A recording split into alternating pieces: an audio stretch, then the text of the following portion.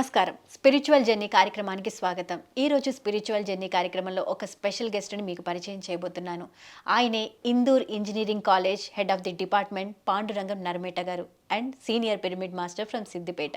ఆయన ఆధ్యాత్మిక ప్రయాణం ఏ విధంగా స్టార్ట్ అయింది, ఎలా జరిగింది, ఎలా మలుపు తిరిగింది, ఆయన ద్వారానే అడిగి తెలుసుకుందాం. పాండురంగం నరమేట గారు నమస్కారం అండి. స్పిరిచువల్ జర్నీ కార్యక్రమానికి స్వాగతం. పాండురంగం గారు, మీరు సిద్దిపేట నుంచి వచ్చారు. హెడ్ ఆఫ్ ది డిపార్ట్మెంట్గా ఉన్నారు ఇంజనీరింగ్ కాలేజ్కి. అసలు మీ గురించి, మీ కుటుంబం గురించి క్లియర్గా చెప్తారా? మా సిద్దిపేట. ఓకే. ముందుగా మన గురువుగారు అనేటువంటి బ్రహ్మర్షి పత్రిజీ గారికి నా యొక్క నమస్కారాలు. మాది సిద్దిపేట మేడం. నేను పుట్టి పెరిగింది పుల్లూరు. సిద్దిపేట నుంచి ఒక 8 కిలోమీటర్స్లో ఉంటుంది. తర్వాత సిద్దిపేటలో సెటిల్ అయ్యాము. ఇప్పుడు సిద్దిపేటలోకి వచ్చిన తర్వాతే 2007లో నాకు ధ్యాన పరిచయం జరిగింది.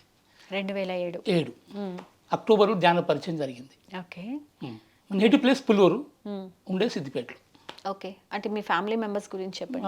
నాకు 2006 డిసెంబర్లో పెళ్ళయింది. నాకు 2 పిల్లలు. 2006 డిసెంబర్లో నాకు పెళ్ళయింది. 2007లో ధ్యాన పరిచయం జరిగింది. 2007 నుంచి ఇప్పటి వరకు ధ్యాన ప్రచారము, ధ్యానము కంటిన్యూ అవుతుంది నా లైఫ్లో. ఓకే. అంటే చిన్నప్పటి నుంచి మీరు ఆధ్యాత్మికంగా ఉండేవారా? ఎలా ఉండేవారు మీరు? నేను చిన్నప్పుడు ఏంటంటే నా లైఫ్ మీద మా గ్రాండ్ పేరెంట్స్ యొక్క ప్రభావం ఎక్కువగా ఉండేది. ఓకే. మా తాతగారు భగవద్గీత చదివేవారు డైలీ. మా నాన్నమ్మ రోజు జపం చేసేది. ఓకే. చిన్నప్పుడు వాళ్ళ దగ్గర పెరిగాను ఎక్కువగా. మా తల్లిదండ్రులు అందరు కలిసే ఉండేవాళ్ళం, ఉమ్మడి కుటుంబమే. అయితే మా తాత రోజు 2 గంటలు పూజ చేసేవాడు. మా నానమ్మ డైలీ ఒక 1 అవర్ జపం చేసేది. నేను వాళ్ళు రోజు చూసేవాడిని, దగ్గరుండి చూసేవాడిని, వాళ్ళు చెప్పేది వినేవాడిని. అట్లా చిన్నప్పుడే కొద్దిగా ఆధ్యాత్మికంగా కొద్దిగా ఏందని తెలిసింది. ఏమైనా సందేహాలు వచ్చేవా? ఎందుకు పూజలు, లేకపోతే ఎందుకు జపాలు? ఇలా నేనేం వాళ్ళని క్వశ్చన్ అడగకపోయేవాడిని, కానీ వాళ్ళు చెప్పేవాళ్ళు నాకు. ఇట్లా గీత అంటే ఇది, భారతం అంటే ఇది, రామాయణం అంటే ఇది, భగవద్గీత, కృష్ణుడు, అర్జునుడు, ఇట్లా యుద్ధము, రకరకాల కొన్ని చెప్పేవాడు. అప్పుడు చిన్న పిల్లవాడిని కాబట్టి నాకు పెద్దగా నేను విని ఊరుకునేవాడిని. క్రమక్రమంగా అది నాలో అక్కడే బీజం పడింది. ఓకే. తర్వాత గ్రాండ్ పేరెంట్స్ దగ్గర నుంచి బీజం పడింది. కాకపోతే ఆ తర్వాత చదువుకోవడం, ఉద్యోగం స్టార్ట్ చేయడం అలా ముందుకు జరిగింది. 2007లో ధ్యాన పరిచయం జరిగింది. ఓకే. ఎవరి ద్వారా పరిచయం జరిగిందండి? అతని పేరు చండీశ్వర్. ఓకే. నా స్టూడెంటే. ఎందుకు అంటే సిచ్యువేషన్ ఎలా వచ్చింది? 2007 నేను ఎస్ఆర్కే డిగ్రీ కాలేజ్లో అందులో లెక్చర్గా పనిచేస్తున్నాను. అప్పుడు ఓకే. నేను స్పోకెన్ ఇంగ్లీష్ క్లాసెస్ కండక్ట్ చేసేవాడిని. ఓకే. సత్యం కంప్యూటర్ ఇన్స్టిట్యూట్ అని సిద్దిపేటలో ఉంది. అప్పుడు 2007లో బస్ స్టాండ్ దగ్గర ఉండేది. దాంట్లో స్పోకెన్ ఇంగ్లీష్ క్లాసెస్ కండక్ట్ చేసినప్పుడు ఈ చండీశ్వర్ అనే వ్యక్తి నా దగ్గరకు వచ్చాడనమాట. అతను క్లాసెస్ చెప్పేటప్పుడు నేను అటెండ్ కాలేదు. ఒక 3 days అటెండ్ కాకపోయేసరికి నాకు ఫోన్ చేసి, సార్ మీరు రావట్లేదు అంటే కొంచెం జనరల్ సిక్నెస్గా ఉంది, నేను రావట్లేదు అంటే, సార్ మీరు మెడిటేషన్ చేస్తే పూర్తి తగ్గిపోతుంది మీరు అన్నాడు. ఓకే. అంటే యోగా అంటే ఆసనాలు వేయడము, తర్వాత రకరకాల ఉంటాయి కదా ఆసనాలు, అది ఏమనుకున్నాను. ప్రాణాయామం, రకరకాలుగా యోగాసనాలు ఉంటాయి కదా, అదే అనుకున్నాను నేను. అది ఏముండదు సార్. ధ్యానం అంటే తెలియదు మీకు? తెలియదు. ధ్యానానికి యోగాకి కూడా డిఫరెన్స్ కూడా అది కూడా తెలియదు నాకు. ఓకే. కంప్లీట్ నాకేం దీని గురించి స్పిరిచువల్ అంటేనే ఎందుకు తెలియదు నాకు. లేవడము, కాలేజీకి వెళ్ళడము, చదువుకోవడం, అంతే. సినిమాలు చూడడం, ఇక ఫ్రెండ్స్తో తిరగడం, ఇదే ఒకటిగా ఉండేదన్నమాట. ఓకే. అయితే అతను ఏం చేస్తారు, సార్ ఇట్లా మెడిటేషన్ చేయండి సార్, దీనికి ఏమి ఉండదు, మీరు ఖాళీ కూర్చొని శ్వాసను గమనిస్తే సరిపోతుంది, ఇదే ధ్యానం సార్ అని చెప్పేవాడు. సరే అని తీసుకెళ్ళి సిద్దిపేటలో బ్రహ్మర్షి పిరమిడ్ కేర్ సెంటర్ అని ఉంది, అప్పుడు ఉండేది. ఓకే. అందులో కూర్చోబెట్టాడు. కూర్చోబెట్టిన తర్వాత మొదటిసారిగా నేను ఒక 40 నిమిషాలు ధ్యానంలో కూర్చున్నాను. ఫస్ట్ టైం 40 నిమిషాలు ధ్యానంలో కూర్చున్నా. చాలా హాయిగా ప్రశాంతంగా అనిపించింది నాకు. ఏదో ఒక అనుభూతి, ఒక దివ్యానుభూతి అయితే కలిగింది నాకు. అంటే వేరే వాళ్ళు చెప్పడం వల్ల మీకు ఆ ఫీలింగ్ కలిగిందా, లేకపోతే మీ ఇన్నర్గా వచ్చిన ఫీలింగే అదా? అతను మెడిటేషన్ కూర్చోబెట్టాడు, కూర్చున్నాను. అంటే మీకు అప్పుడు దాకా మెడిటేషన్ ఏం తెలియదు, ఏం లేదు. కాళ్ళు క్రాస్ చేసుకొని కూర్చొని వెళ్ళి పెట్టుకొని శ్వాసను గమనిస్తూ ఉండండి సార్, అంతే. ఏం చేయాల్సింది ఏం లేదు ఇందులో. మంత్రం లేదు, తంత్రం లేదు, ఏముండదు, నామస్మరణ ఇలాంటిది ఏముండదు, ఏ దేవత రూపాంతే గుర్తు చేసుకోవాల్సిన అవసరం ఉండదు, ఏం లేదు. ఆలోచనలు వస్తే కట్ చేయండి, మళ్ళీ శ్వాస మీద ధ్యాస పెట్టండి, ఇలాగే మీరు ఉండండి, మీరు ఎంతసేపు వీలైతే అంతసేపు ఉండండి 10 నిమిషాల, పావు గంట, 20 నిమిషాల, గంట, మీకు ఎంత వీలైతే అనిపిస్తుంది, ఎంత కంఫర్ట్గా ఉంటే అంతసేపు. తర్వాత మీరు ధ్యానం నుంచి లేచండి సార్, ఇదే ధ్యాన పద్ధతి ఇదే అని చెప్పాడు అనమాట. ఇది బుద్ధ ప్రబోధిత ఆనాపానసతి ధ్యాన మార్గం సరే అని నాకు చెప్పాడు అతను. అప్పుడు బుద్ధ ప్రబోధిత అంటే ఏం తెలియదు, ఆనాపానసతి అంటే కూడా ఏం తెలియదు. కూర్చున్నాను, ఫస్ట్ టైం కూర్చున్నాను. కూర్చున్నా కొంచెం హాయ్ అనిపించింది, చాలా రిలాక్స్డ్. 40 మినిట్స్ కూర్చున్నారు. ఇది మధ్యాహ్నం సమయంలో, ఓకే. 2 or 3 టైం ఆ టైం. కానీ చాలా మంది ఫస్ట్ టైం ధ్యానంలో కూర్చున్నప్పుడు అంతసేపు కూర్చోవటం జరగదు కదా, అంటే వేరే వేరే ఆలోచనలు వచ్చి వాళ్ళు డిస్టర్బ్ అవుతూ ఉంటారు కదా. మీకు అట్లాంటిది ఏదైనా? నాకు అలాంటిది ఏమి అనిపించలేదు. ఓకే. అనిపించలేదు. కొంచెం నిద్ర కూడా ఏం రాలేదు, నిద్ర కూడా పోలేదు అందులో, హాయిగా ఉంది. మధ్యాహ్నం మళ్ళీ ఇంటికి వెళ్ళిన తర్వాత మళ్ళీ కూర్చున్నాను నేను. ఓకే. మళ్ళీ నైట్ ఇంటికి కూర్చొని మళ్ళీ ఒక అరగంట సేపు అట్లా మంచి నిద్ర పట్టేది. ధ్యానం చేసి అప్పుడు స్టార్టింగ్లో మంచి నిద్ర పట్టేది అనమాట నాకు. తర్వాత అతను వచ్చి ఒక స్పిరిచువల్ రియాలిటీ సీడ్ ఇచ్చాడు నాకు. CD. Okay. Spiritual reality sir, దీంట్లో కొన్ని ధ్యానానికి సంబంధించినటువంటి విషయాలు ఉన్నాయి. ధ్యానం ఎలా చేయాలి, ఎందుకు చేయాలి, చేస్తే ఎలాంటి అనుభవాలు వస్తాయి, ఇది మీరు చూడండి సార్ అని ఇచ్చాడు అతను. ఇందులో పిరమిడ్ శక్తి ఉంటుంది, పౌర్ణమి ధ్యానం గురించి ఉంటుంది, ఏ పుస్తకాలు చదవాలి, గ్రేట్ మాస్టర్స్ పుస్తకాలు చదువుతూ ఈ సీడు చూడండి సార్, మీకు మంచి పూర్తి అవగాహన కలుగుతుంది అని చెప్పాడు. నేను చూసిన తర్వాత ఎక్కువ క్వశ్చన్లు ఏం అడగలేదు. నెక్స్ట్ టైం మళ్ళీ ధ్యానంద ప్రదేశ్ పుస్తకాలన్నీ తెప్పించుకున్నాను అతని నుంచి. ధ్యానంద గత 3-4 సంవత్సరాల నుంచి ఉన్నటువంటి ధ్యానంద ప్రదేశ్ పుస్తకాలని అతని ద్వారా తెప్పించుకుని మొత్తం చూశాను. అలా కొన్ని చదువుతూ ఉంటే చాలా ఇంట్రెస్టింగ్ అనిపించాయి, కొన్ని ఏమో చూస్తూ ఉంటేనే ఇది ఏంది, ఇది కొత్తగా ఉన్నది, ఏంది ఇందులో, ఇది నిజమా, ఇది అబద్ధమా, కొన్ని ఆస్ట్రల్ సర్జరీస్ అని. ఎందుకంటే మీకు అసలు పరిచయం లేదు, కొత్తగా పరిచయం అయింది, సీడీల ద్వారా కొంత అవగాహన వచ్చింది, కానీ రియాలిటీలో మాత్రం లేదు, ఇంకా లేదు. అప్పుడు ఇంకా చాలా సందేహాలు ఉండే. ఓకే. దానిలో కూర్చుంటున్నా హాయిగా ఉంది, అంతవరకు తెలుసు నాకు. ఓకే. అప్పుడు తర్వాత అడిగాను నేను, శాకాహారం గురించి చెప్పాడు నాకు. తర్వాత సార్ శాకాహారిగా ఉండాలి సార్, ధ్యానం చేయాలంటే శాకాహారిగా చేయాలి, లేకపోతే డిస్టర్బ్ అవుతారు సార్. ఎందుకండి? మెడిటేషన్లో శాకాహారం తోటి మీకు అప్పుడు క్వశ్చన్కి ఆన్సర్ మీరు క్వశ్చన్ వేసుకోలేదా, ఎందుకు ధ్యానం చేస్తే శాకాహారిగా ఎందుకు మారాలి అని? మీరు నాన్ వెజిటేరియన్? నేను వెజిటేరియన్, ముందు నాన్ వెజిటేరియన్. ఓకే. ధ్యానం ముందు నాన్ వెజిటేరియన్, కానీ పెద్దగా నేను నాన్ వెజ్ పట్ల ఆసక్తి ఏమి ఉండేది కాదు. ఓకే. తినేవాడిని, అందరితో కలిసి ఇంట్లో కూడా తినేవాడిని, బయట తినేవాడిని, అంటే పర్టికులర్గా తినాలి అన్నట్టుగా ఏం లేకుండే. ఓకే. మరి అతను చెప్పారు ధ్యానం చేసినప్పుడు శాకాహారిగా ఉండాలి అని చెప్పి, ఎందుకు అనే సందేహం మీకు రాలేదా? వచ్చింది. ఎందుకు శాకాహారిగా ఉండాలి, ధ్యానంలో ఉండాలి అంటే, మనం ధ్యానం చేసేటప్పుడు డిస్టర్బ్ కాకుండా ఉంటాం సార్. అది మన మెడిటేషన్ డిస్టర్బ్ చేస్తుంది, ఎక్కువ ఆలోచనలు కలిగిస్తుంది. తమో గుణము, రజో గుణము, ఈ రెండిట్లో మనిషి బాగా డిస్టర్బ్ అవుతాడు సార్. ధ్యానం చేస్తే సాత్విక గుణంలోకి మారిపోతాం మనం, అది సార్ మనకు కావాల్సింది. ఇంకా దాని తర్వాత ఇంకో స్టేజ్ ఉంటుంది, శుద్ధ సాత్విక స్టేజ్కి వెళ్ళాలి. అప్పుడే మనకు స్పిరిచువాలిటీ అంటే ఏం తెలుస్తుంది, అసలు దైవం అంటే ఏంది, ఈ సృష్టి అంటే ఏంది, ఈ సుఖ దుఃఖాలు ఎందుకు ఉన్నాయి, ఈ జనన మరణాలు ఏంటి, వీటన్నిటి పట్ల అవగాహన మనకు స్వానుభవంతో మనకు తెలిసి వస్తుంది సార్. దానికి బేస్ అనేది ఏంటంటే శాకాహారం, మాంసాహారాన్ని పూర్తిగా త్యజించడమే దీనికి బేస్. ఇంకా ముందుకు వెళ్ళాలి అంటే, స్పిరిచువల్గా ఇంకా పై మెట్టుకు వెళ్ళాలి అంటే శాకాహారం తప్పని సార్. అహింస పరమోధర్మ, ఇది ఒకటి. శ్రీకృష్ణుడు కూడా భగవద్గీతలో చెప్పాడు సార్. ఒక ధ్యాన యోగం కూడా ఉంది భగవద్గీతలో, అందులో ఒక శ్లోకం ఉంది, చాలా అద్భుతంగా ఉంది సార్. అది చూపెట్టాడు నాకు అది. ఓకే. అందులో ఒకటి 32 శ్లోక, 32 వర్స్. అదేమంటే, ఆత్మౌ పన్యేన సర్వత్ర సమం పశ్యతి యో అర్జున, సుఖం వా యది వా దుఃఖం సయో యోగి పరమో మత. ఈ శ్లోకం ఏంటంటే, ఈ భూ ప్రపంచం మీద ఉన్నటువంటి అన్ని ప్రాణుల సుఖ దుఃఖాలు తనవిగా ఎవరైతే స్పందిస్తారో, అన్నిటి పట్ల సమదృష్టిని కలిగి ఉంటారో, వాళ్ళే నా దృష్టిలో ఉత్తమోత్తములు, ఉత్తమమైన పరిపూర్ణ యోగులు వాళ్ళు నా దృష్టిలో అంటాడు అనమాట. సార్, మరి మీరు పరిపూర్ణ యోగిగా మారాలి అంటే, మీరు ఒక యోగిగా మారాలి అంటే మీరు శాకాహారిగా ఉండాలి, సరైన ధ్యానం చేయాలి సార్. ఇది చాలా సింపుల్ సార్ ఇది అని అతను నాకు బోధ చేశాడు.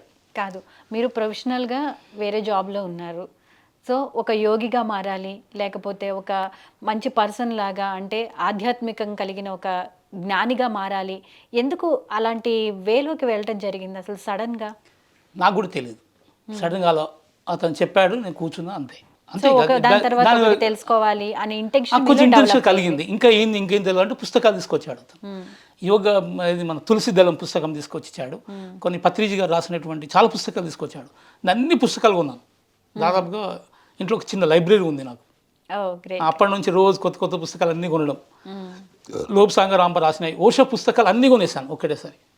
ఒకేసారి ఒకే రోజు 10,000 రూపాయలు పెట్టి మొత్తం పుస్తకాలు కొనేసాను ఓషోవి. అన్నీ ఎందుకంత సడన్ చేంజ్ ఎందుకు? అదే నాకు కూడా కొద్దిగా ఏదో అద్భుత శక్తి ఏదో నాలో ట్రాన్స్ఫార్మ్ జరిగింది అనిపించింది. ఏదో జరిగింది. అది 2007 ధ్యాన పరిచయం జరిగిన మొదటి రోజు నుంచే. 2007 అక్టోబర్లో జరిగింది నాకు. అది కూడా అక్టోబర్ 5th. నవంబర్ 24th రోజు డాక్టర్ న్యూటన్ బర్త్డే ఉండే, జయలక్ష్మి గార్డెన్ ఇక్కడ సికింద్రాబాద్లో. అక్కడ పత్రిజీ గారిని చూసిన తర్వాత నాకు ఇక వీటి మీద ఇంకెక్కువ ఆసక్తి కలిగింది అనమాట. పత్రిజీ గారితో పరిచయము, అతను నా పట్ల అతను చూపించినటువంటి తీరు, అక్కడ నేను కొంచెం ఇన్స్పైర్ అయ్యాను. అది నా జీవితం ఇంపాక్ట్ కలిగింది. ఇక్కడ నుంచి కంటిన్యూగా మళ్ళీ ఒక 3 నెలలలోపే నేను పిరమిడ్ నిర్మాణం చేశాను. నెక్స్ట్ సార్ని కలిసిన తర్వాతే పిరమిడ్ నిర్మాణం జరిగింది. దానిపై త్రినేత్ర పిరమిడ్ ధ్యాన కేంద్రం. అక్టోబర్ 25th, 2008 సార్ రావడం, పిరమిడ్ ఇనాగ్రేషన్ చేయడం. అప్పటి నుంచి రెగ్యులర్గా మా ఇంట్లో సప్తాహాలు జరిగేవి, వర్క్షాప్స్ జరిగేవి. చాలామంది మాస్టర్లు వివిధ ప్రాంతాల నుంచి వచ్చి ఇక్కడ ధ్యానం చేసి క్లాసులు కండక్ట్ చేసేవారు అనమాట. అంటే 2007లో ధ్యాన పరిచయం అయిన దగ్గర నుంచి 2008 పిరమిడ్ ప్రారంభం, అంతే మొత్తము ఒక 1 ఇయర్లో. 2008 జనవరిలో స్టార్ట్ అయింది. 2008 అక్టోబర్లో ఇనాగ్రేషన్ అయింది. అదే ఏదైనా కానీ ఒక 1 ఇయర్, 2007 నుంచి 2008 మొత్తం అంతా యూటర్న్ లాగా అయిపోయింది, కంప్లీట్ యూటర్న్ మారిపోయింది. మీకు ఎలా అనిపించింది? అంటే 2007కు ముందు పాండురంగ నర్మేట గారు ఏంటి, 2007 తర్వాత పాండురంగ నర్మేట గారు ఏంటి? అప్పుడు స్పిరిచువాలిటీ పరంగా భౌతికంగా ఉండేవాడిని, ఇక్కడ ఆధ్యాత్మికంగా ఉన్నాను. అంతే, ఇదే తేడా అనమాట. భౌతికపరమైన జీవితము, ఇక్కడ ఆధ్యాత్మిక జీవితం. కొన్ని కొత్త విషయాలు తెలిసాయి. ఏంటి ఆ విషయాలు? ఇదే ఆధ్యాత్మిక పట్ల కొన్ని పిరమిడ్ నవరత్నాలు వినడము, తర్వాత నవయుగ ధర్మాలు సార్ చెప్పినవి, తర్వాత పుస్తక పఠనము, ఆధ్యాత్మిక పుస్తక పఠనము. సరైన ధ్యానం అంటే ఇదే, ఏ చేయాల్సిన అవసరం, దీనికి యోగాసనాలు చేయాల్సిన ఏం లేవు. సుఖంగా కూర్చొని సుఖమయ ప్రాణాయామం, ఇది పతంజలి ఇచ్చినటువంటి అష్టాంగ మార్గము, 4 ఆర్య సత్యాలు, తర్వాత మధ్య మార్గము. కొంతమంది ఆధ్యాత్మికతో కలిసి వాళ్ళతో తన వచ్చినటువంటి సందేహాలు నివృత్తి చేసుకోవడం, మనకు కలిగినటువంటి జ్ఞానాన్ని వాళ్ళతో పంచుకోవడము, పౌర్ణమి ధ్యానం చేయడము, రాత్రంతా కూర్చొని ఉండడము, వీలైనంత మౌనంగా ఉండడము, తర్వాత వాక్శుద్ధిని, మన నోటి మాట దుర్వినియోగం చేయకుండా దోషరహితంగా మాట్లాడడము, పిరమిడ్ శక్తిని ఉపయోగించుకోవడము, రోజు 2 గంటలు లేదా 3 ఎంత వీలైతే అంత ధ్యానం చేయడం, రాత్రి వీలైతే పిరమిడ్లో పడుకోవడము రాత్రంతా. ఇవి తర్వాత ట్రెక్కింగ్లు చేయడం. రెగ్యులర్గా నేను ప్రతిసారిని కలిసిన తర్వాత రెగ్యులర్గా ప్రతిసారి కలవడము, హైదరాబాద్ రావడము, సార్ని కలవడము, సార్ ఎక్కడైతే ప్రోగ్రామ్ ఉంటే అటెండ్ కావడము. సిద్ధిపేట చాలాసార్లు వచ్చాడు సార్ని కలవడం, ఇట్లా రెగ్యులర్గా జరిగేవి. స్పిరిచువల్ జర్నీ కార్యక్రమంలో చిన్న విరామం తీసుకుందాం. ప్రకటనలు మీవి, ప్రచారాలు మావి, జీవితంలోని వెలుగులందరివి. పిఎంసి తెలుగు ఛానల్లో మీ యాడ్స్ కోసం సంప్రదించవలసిన ఫోన్ నంబర్స్. స్పిరిచువల్ జర్నీ కార్యక్రమానికి తిరిగి స్వాగతం. అంటే ప్రొఫెషనల్ లైఫ్ ని, పర్సనల్ లైఫ్ ని ఎలా హ్యాండిల్ చేశారండి? మరి మధ్య మార్గం సార్ చెప్పారు, స్పిరిచువాలిటీ 50%, ఇది ఒకటి, ఇది 50-50 ఉండాలి. దాన్ని పూర్తిగా వదిలేదు, దీన్ని పూర్తిగా వదిలేదు. సరైన మార్గము, సత్య మార్గము, మధ్య మార్గము, సహనం కూడా మధ్య మార్గమే.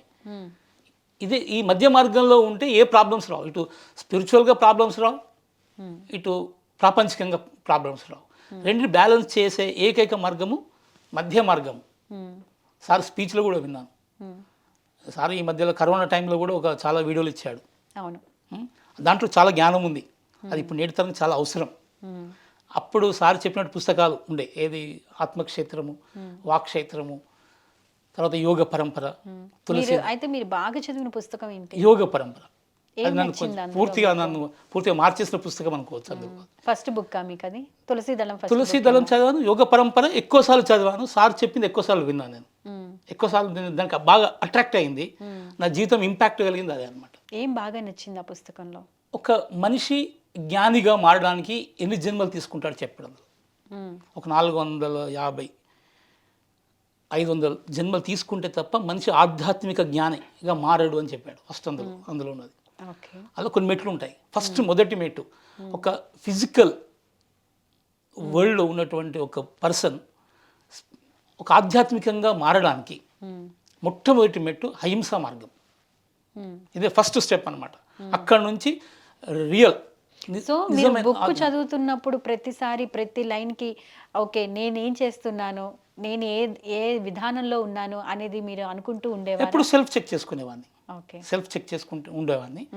కానీ అప్పుడు ఎలా ఉండదు, రోజు ధ్యానం, పొద్దున్న లేవగానే ధ్యానం, మళ్ళీ టిఫిన్ చేసిన మళ్ళీ ధ్యానం, తిన్న తర్వాత మళ్ళీ తినకముందు ధ్యానం, అట్లా రోజు ఒక 10 సార్లు ధ్యానం చేయడం, ఒక అర్ధ గంట 10 నిమిషాలు. ఎలా ఫీల్ అయ్యేవాళ్ళు?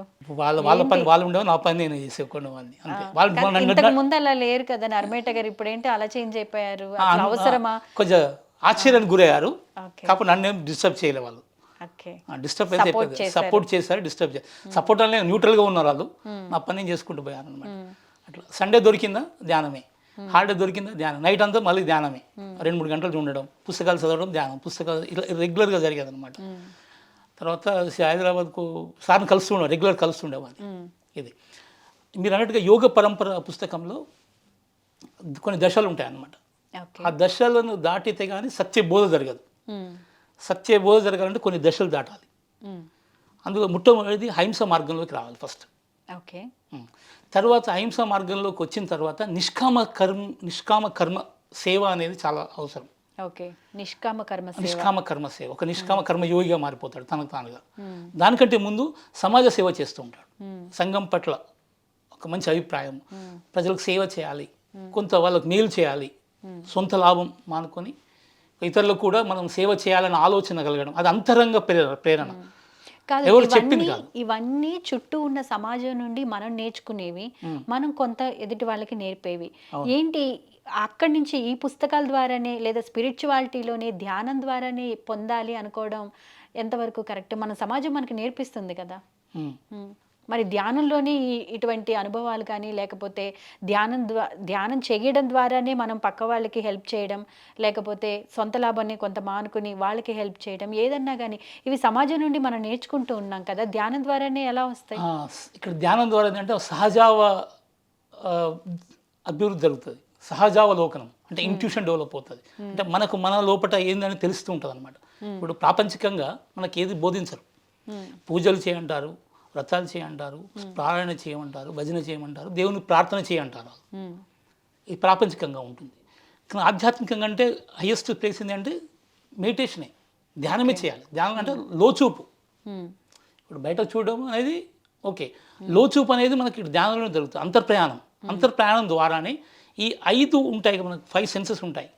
ఈ 5 సెన్సెస్ ఎప్పుడైతే డీయాక్టివేట్ అవుతాయో అంటే అప్పుడు లోపల అంతర్చక్షు ఓపెన్ అవుతుంది, అంటే అంతరేంద్రియాలు యాక్టివేట్ అవుతాయి.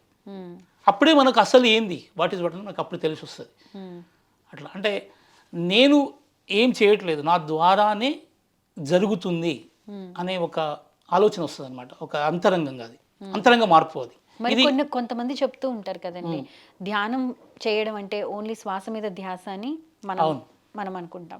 కానీ చాలామంది కొన్ని వ్యవస్థల్లో కూడా కొన్ని రకాల అంటే జపం ద్వారా ధ్యానం చేయొచ్చు అంటారు, లేదంటే ఒక మూర్తిమత్వాన్ని ఫీల్ అవుతూ ఇలా కూడా చెప్తూ ఉంటారు కదా. ఎందుకు శ్వాస మీద ధ్యాస?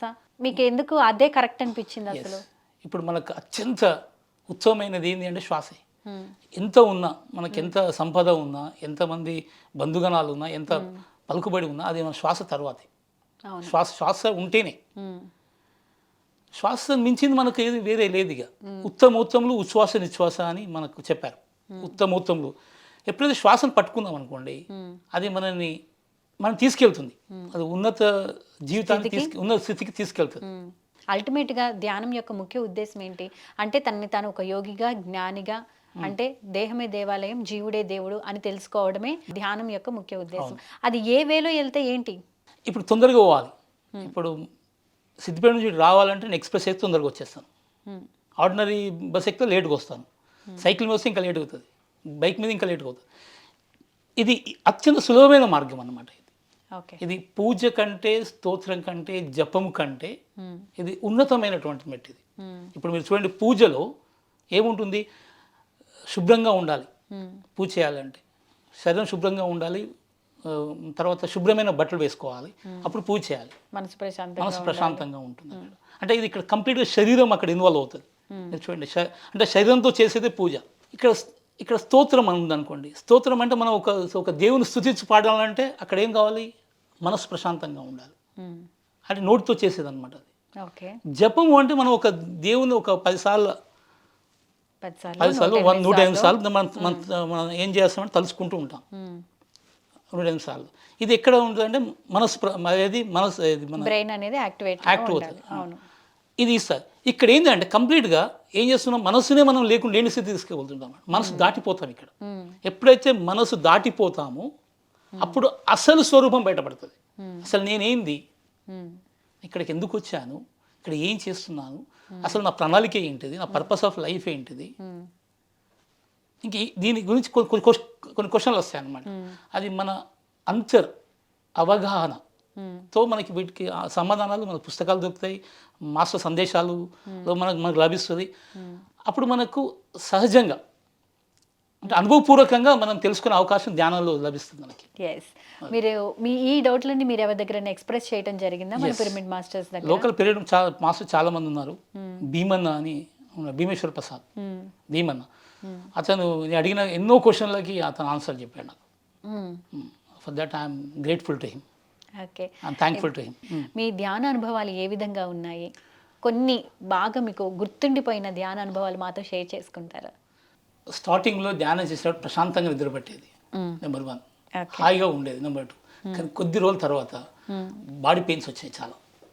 ఒక 15-20 రోజుల తర్వాత చాలా బాడీ పెయిన్స్ వచ్చాయి. జ్వరం కూడా వచ్చింది కొంచెం ఎక్కువ చేయడం వలన. కొంచెం ఎలా అంటే బాడీ పెయిన్స్ తోటి కొన్ని చేయలేకపోయేది, చేయలేబడితే ఇలా రాకపోయేది, బాగా ఒళ్ళు వేడయ్యేది. ఓకే, అంటే కొంచెం సాధన స్టార్టింగ్లో ఎక్కువ చేశాను నేను. అక్కడ అది దాని ఎఫెక్ట్ అనమాట. కొద్ది పెంచుకుంటూ పోతే బాగుంటుండే. అలా చేయకుండా ఇక ఏంటో తెలుసుకుందాం అనే ఇంటెన్షన్తో ఎక్కువసేపు కూర్చోవడం వల్ల కొంచెం నేను ఇబ్బంది గురయ్యాను. అది తర్వాత అది స్థితి దాటిపోయాను. ఇప్పుడు ధ్యానం చేస్తే నాకు హాయిగా ఉంటుంది. కొద్ది సేపులోనే నేను మనోశూన్యతను పొందుతా. నా మనసు ప్రశాంతం అవుతుంది, నేను శూన్య స్థితిని పొందుతాను. ఇది నా అనుభవం. ఇది నా ఒక ధ్యానం. కొన్ని ఆస్ట్రల్ వరల్డ్స్, కొన్ని సూక్ష్మ లోకాలలోకి తిరుగుతూ వస్తున్నట్టు ఉంటుంది, నాకు అనుభూతి కలుగుతుంది. ఎక్కడికో వెళ్ళినట్టుగా, అక్కడ కొంతమంది కూర్చొని మాట్లాడుతున్నట్టుగా, ఒక ఋషి సమూహం మాట్లాడుతున్నట్టుగా, అక్కడ వాళ్ళని చూసినట్టుగా, వాళ్ళు చెప్పేది విన్నట్టుగా, ఇలాంటి సూక్ష్మ లోకాల్లో ఉన్నటువంటి ఆ ఋషుల సందేశాలు వినొస్తాయి, కానీ క్లారిటీ లేదు. అందుకని దాని గురించి తక్కువ మాట్లాడుకుంటున్నాను. మంచి ధ్యాన అనుభవాలే కలిగాయి. సో మీ చుట్టూ ఉండే వాళ్ళకి లేదంటే మీ రిలేటివ్స్కి ఈ ధ్యానం గురించి ఇలా చెప్పేటప్పుడు నెగిటివ్గా ఏమన్నా ఇంపాక్ట్ వచ్చిందా? అంటే అవసరమా, ఎందుకు వచ్చింది? వాళ్ళు ఎందుకంటే ముఖ్యంగా ఏంటంటే ఇక్కడ మాంసాహారం వదులుకోవాలంటే వాళ్ళు చాలా కష్టంగా అయిపోయేది వాళ్ళకి. శాకాహారిగా మారిపోవాలంటే ధ్యానం చేయాలి, శాకాహారిగా మారిపోయేసరికి వాళ్ళు ఒక దీన్ని పక్కన పెట్టేసేవాళ్ళు. వినేవాళ్ళు, చాలా శాంతంగా వినేవాళ్ళు, కానీ వాళ్ళు చేయకపోయేవాళ్ళు. కొంతమంది మారారు, కొంతమంది మారారు. స్టూడెంట్స్ అందరు రోజు చెప్పడమే క్లాస్. ఇంజనీరింగ్ కాలేజ్లో మీరు ప్రొఫెసర్గా ఉన్నారు, హెడ్ ఆఫ్ ది డిపార్ట్మెంట్గా ఉన్నారు. సో అక్కడ ధ్యాన ప్రచారం కానీ అట్లాంటివి, లేదంటే కనుక స్టార్టింగ్ అంటే పీరియడ్ స్టార్ట్ అవ్వడానికి కాసేపు ముందు ధ్యానం చేయించడం కానీ అట్లాంటివి ఏమైనా చేయిస్తూ ఉంటారా? 5 నిమిషాలు ధ్యానం చేపిస్తా. ఓకే. 2 నిమిషాలు దాని గురించి చెప్తా, క్లాస్ స్టార్ట్ చేసేస్తా. ఓకే. అది ఎప్పుడు మార్నింగ్ ఫస్ట్ అవర్ ఉంటాయి. అంటే సెకండ్ అవర్ ఉంటే కూడా చేపిస్తాను నేను. ఎప్పుడైనా లీజర్ అవర్ దొరికిందంటే వాళ్ళకి మెడిటేషన్లో కూర్చొని దాని గురించి చెప్తాను నేను. సిద్దిపేటలో ఇప్పుడు స్టూడెంట్స్ ఉన్నారు నాకు. నా మంచి అనుభవం ఏంటంటే, ఇప్పుడు ధ్యానంలో స్టార్టింగ్లో వచ్చినప్పుడు 2009, 10, 11 ఆ సమయంలో స్టూడెంట్స్ని, నాకు లైక్ మైండెడ్ పీపుల్ ఎవరు ఉంటారో వాళ్ళని తెలుసుకొని మీ ఇంట్లో ఈరోజు ధ్యాన ప్రోగ్రాం పెట్టు అని చెప్పేవాడిని. గర్ల్ స్టూడెంట్స్కి ఏం చెప్పానంటే, మీ మదర్కి చెప్పు, మీ చుట్టుపక్కల వాళ్ళని మీ ఇంటికి పిలువు. ముఖ్యంగా వైశ్యులు, ఎక్కువ మంది వైశ్యులు, ఎందుకంటే వాళ్ళు శాకాహారంతో ఉంటారు జనరల్గా. ముందు నేను ఫస్ట్ వైశ్యులను సెలెక్ట్ చేసుకునేవాడిని. మీ మదర్కి చెప్పి మీ చుట్టుపక్కల ఉన్నటువంటి వాళ్ళని మీ ఇంటికి పిలువు, వాళ్ళకి మా సార్ వచ్చి క్లాస్ చెప్తాడు, ధ్యానం గురించి క్లాస్ చెప్తాడు అని చెప్పు అని చెప్పేవాడిని. ఆమె ఏం చేసేది, పిలిచేది. ఒక 5, 6, 8 మంది వచ్చేవాళ్ళు. ఇట్లా నేను ఒక 100 మంది స్టూడెంట్స్ ఇండ్లలో క్లాసులు పెట్టాను. నేను ఒక్కనే కాదు, భీమన్న ఓకే. అతను అడ్వకేట్, అతను పిరమిడ్ మాస్టరే, సీనియర్ పిరమిడ్ మాస్టర్ ఫ్రమ్ 2003. అతను ఇద్దరం కలిసి మేము డైలీ ఒక స్టూడెంట్ ఇంటికి వెళ్ళి మెడిటేషన్ గురించి చెప్పేవాళ్ళం. అది ఎలా చేయాలి, ఎందుకు చేయాలి, అసలు మెడిటేషన్ అంటే ఏంటి, చాలామంది తెలియదు అప్పుడు ఆ టైంలో. రోజు ఒక స్టూడెంట్కి వెళ్ళి చెప్పేవాళ్ళు. సిద్దిపేటలో ప్రతి ఏరియాలో ఒక క్లాస్ జరిగింది అప్పుడు, ప్రతి అపార్ట్మెంట్లో జరిగింది క్లాస్, ప్రతి విలేజ్లో జరిగింది అప్పుడు క్లాసెస్. కాకపోతే సప్తాహాలు జరగలే, 1 day 2 days జరిగింది. ఇప్పుడు మాత్రం చాలా సప్తాహాలు జరుగుతున్నాయి. తర్వాత శాఖ ర్యాలీలు జరుగుతున్నాయి. సిద్దిపేటలో ఒక 10 పిరమిడ్లు వచ్చాయి. చాలామంది ధ్యానులు అయ్యారు, 1000 మంది ధ్యానులు అయ్యారు. ఇప్పుడు ప్రతి వారం గెట్ టుగెదర్ జరుగుతుంది. ట్రెక్కింగ్స్ వాళ్ళు ఎందుకు ధ్యానం చేసేవాళ్ళు ఎక్కువగా, ధ్యానంలో ఉన్న వాళ్ళు పిరమిడ్ మాస్టర్స్ ట్రెక్కింగ్కి ఎక్కువ ప్రయారిటీ ఇస్తారు ఎందుకు? పత్రిజీ గారు ఇచ్చినటువంటి 18 ఆదర్శ సూత్రాలు, అందులో 9వది ప్రకృతి ప్రేమికులుగా మనం మారాలి అంటాడు. 4 గోడల మధ్య కాకుండా 4 కొండల మధ్యలో, 4 చెట్ల మధ్యలో కూడా మనం ఉండాలి. ప్రకృతిని ఆస్వాదించాలి, ప్రకృతి మమేకం అవ్వాలి. ప్రకృతి వేరు, నేను వేరు అనేది ప్రాపంచికత, ప్రకృతి నువ్వు నేను ఒకటి అనేది ఆధ్యాత్మికత. కాబట్టి మనం ప్రకృతిలో కలిసిపోవాలనేది పత్రిజీ ఇచ్చినటువంటి ఆదర్శ సూత్రాలు 9వది. దాన్ని మనం పాటించాలి. స్పిరిచువల్ జర్నీ కార్యక్రమంలో చిన్న విరామం తీసుకుందాం. ప్రకటనలు మీవి, ప్రచారాలు మావి, జీవితంలోని వెలుగులందరివి. పిఎంసి తెలుగు ఛానల్లో మీ యాడ్స్ కోసం సంప్రదించవలసిన ఫోన్ నంబర్స్. స్పిరిచువల్ జర్నీ కార్యక్రమానికి తిరిగి స్వాగతం. మనం లైఫ్లో ఖచ్చితంగా పాటించాల్సిన నియమాలే. బాగా ఏంటంటే వాక్శుద్ధి, వాక్కు దోషరహితంగా ఉండాలి. నెంబర్ 1. నిజమైతేనే మాట్లాడాలి, నిజంగా అవసరమైతేనే మాట్లాడాలి. అయితే ప్రతి పిరమిడ్ మాస్టర్ నిజంగా ఫాలో అవుతున్నారంటారా ఈ రూల్స్? ఎందుకు, ఇప్పుడు ప్రపంచవ్యాప్తంగా 1,44,000 మంది ఉన్నారు పిరమిడ్ మాస్టర్ ఫాలో అయ్యేవాళ్ళు. ఫాలో అవుతున్నారు, చాలామంది ఫాలో అవుతున్నారు. కొంతమంది అప్గ్రేడ్ అవుతున్నారు, వాళ్ళు మార్పు వస్తున్నాయి. అందరూ పాటిస్తున్నారు. ఇప్పుడు ప్రతి ఒక్క పిరమిడ్ మాస్టర్, పిరమిడ్ దీంట్లో ఉన్నటువంటి అందరూ ధ్యానం చేస్తున్నారు. నెంబర్ 1 పుస్తక పఠనం చేస్తున్నారు, ఆధ్యాత్మిక పుస్తకం.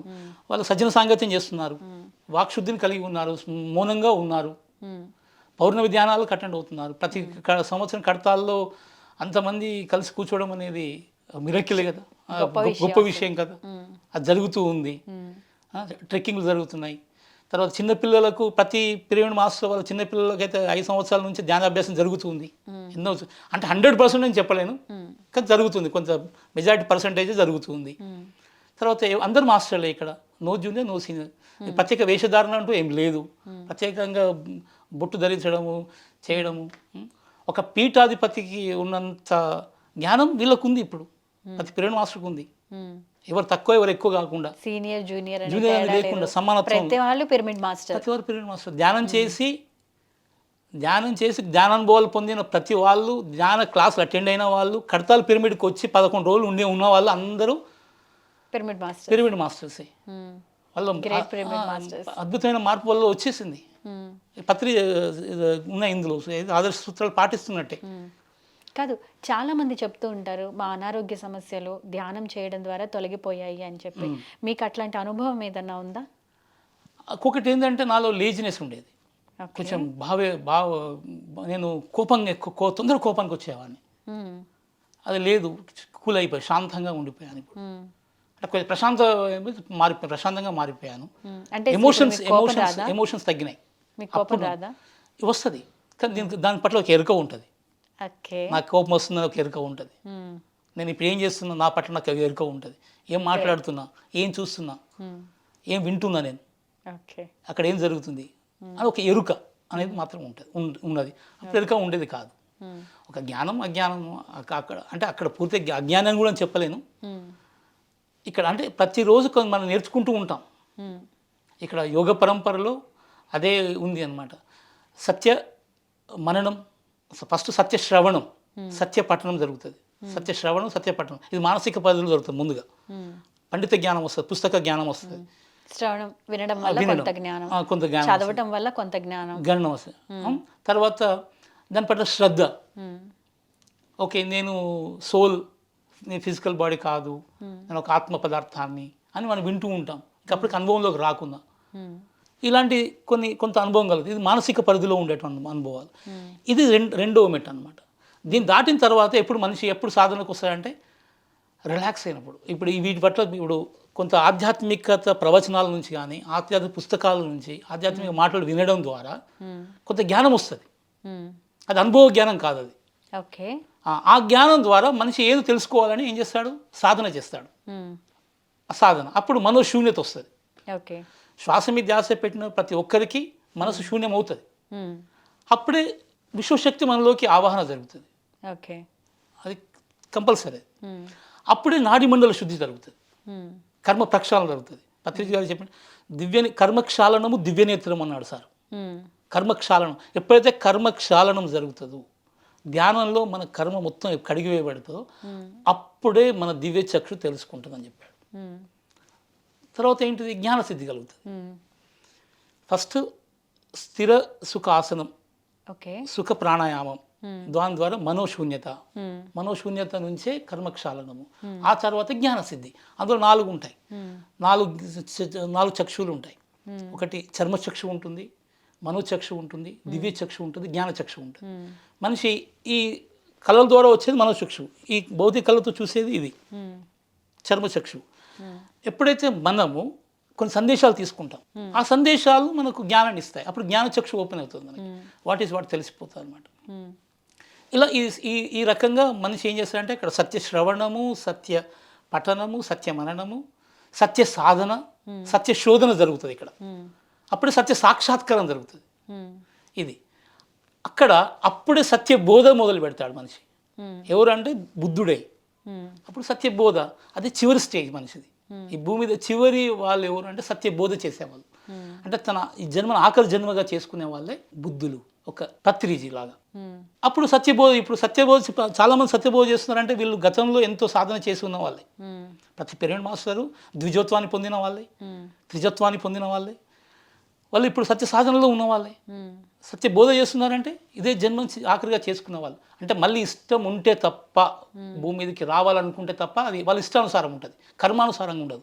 ఇష్టానుసారంగా వాళ్ళు తమ యొక్క పనులను నిర్వర్తిస్తుంటారు భూమిపైన. ఇది చివరి. ఇది అందుకే యోగ పరంపర నా జీవితంలో బాగా ఇన్స్పైర్ చేసింది, నా జీవితంలో ఇంపాక్ట్ కలిగించింది, బాగా అట్రాక్ట్ అయింది, ఎక్కువసార్లు చదివింది, ఎక్కువసార్లు విన్నది ఇది.